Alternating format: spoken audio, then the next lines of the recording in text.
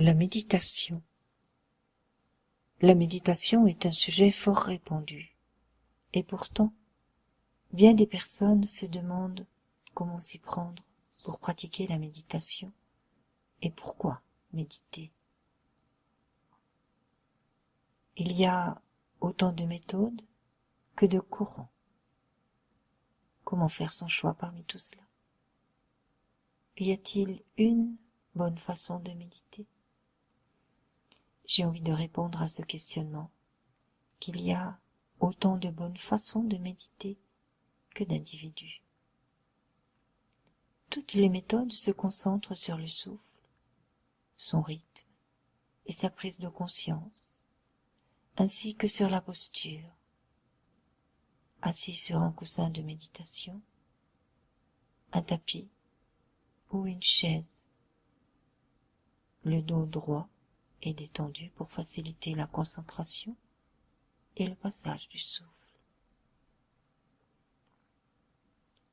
Si la méditation est pratiquée au début pour trouver le calme, la sérénité, la paix intérieure, elle pourra plus tard être pratiquée avec un but d'éveil spirituel, et cela impliquera quelques exercices supplémentaires, une rigueur, une discipline, une régularité dans sa pratique.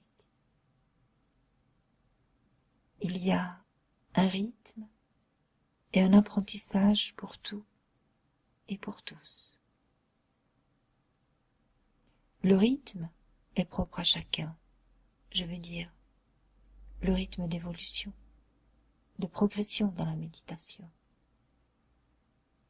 Il faut savoir qu'aucun apprentissage ne s'acquiert sans effort et persévérance, et la méditation n'échappe pas à ces règles. Voilà pour la méditation assise. Pour la méditation active, il y a aussi toute une palette de mouvements selon les courants. Mais il y a aussi et surtout tous ces instants du quotidien qui, si vécus consciemment, deviennent méditation. Je pense par exemple au dialogue avec l'ange, à la préparation d'un repas,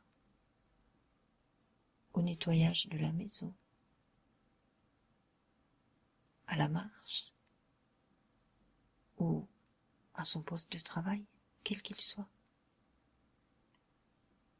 Je pense à toutes ces petites choses qui paraissent insignifiantes et qui, la plupart du temps, sont effectuées machinalement, sans même s'en rendre compte, dont l'esprit est occupé ailleurs.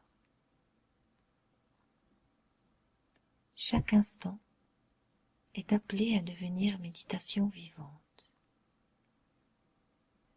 Plus la méditation assise est pratiquée, plus facile il sera de pratiquer la méditation dans tous nos gestes.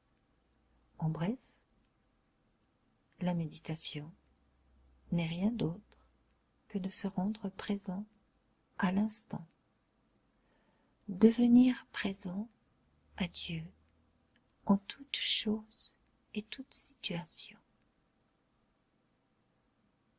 Voilà.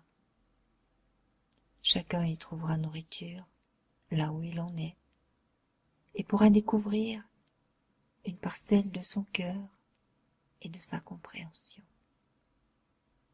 Une règle d'or toutefois. Ne comparez pas les méthodes entre elles. Ne tentez pas de comprendre l'une par la logique ou la spécificité de l'autre.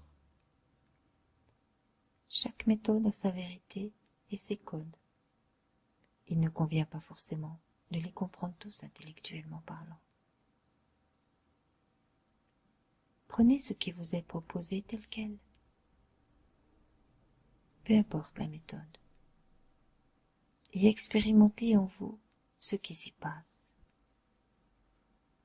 Ne jugez pas a priori. Laissez-vous surprendre et porter, guider comme vous le feriez avec un guide de montagne par exemple. Ayez confiance. respectez les consignes, ou alors ne pratiquez pas la montagne. Vous trouverez la méditation du silence intérieur en podcast dans la catégorie méditation du blog.